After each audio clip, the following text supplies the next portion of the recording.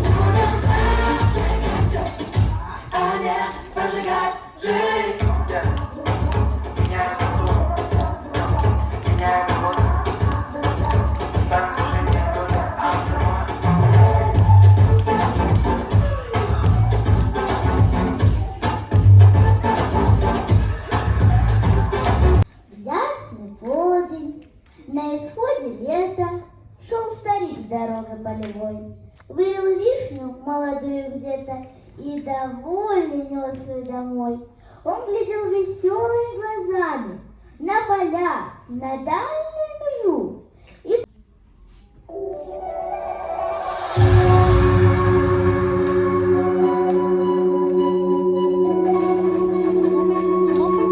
Поддерживаем, поддерживаем.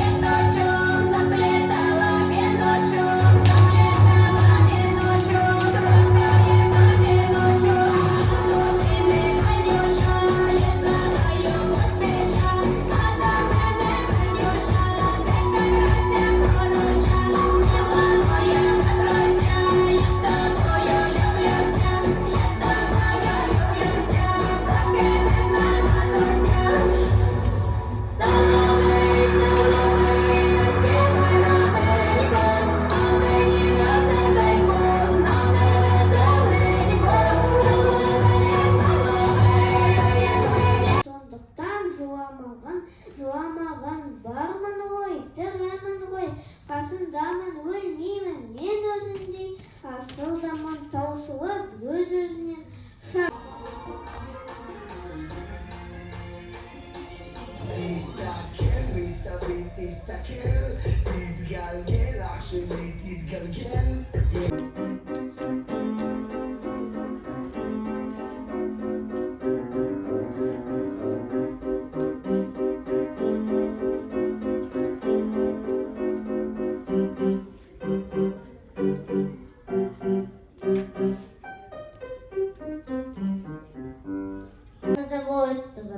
плачет, как дитя, то по кровле обветшалый вдруг соломы зашумит, то как путник запоздалый к нам в окошко застучит. Наша ветхая лачушка и печальна, и темна. Что же ты, моя старушка?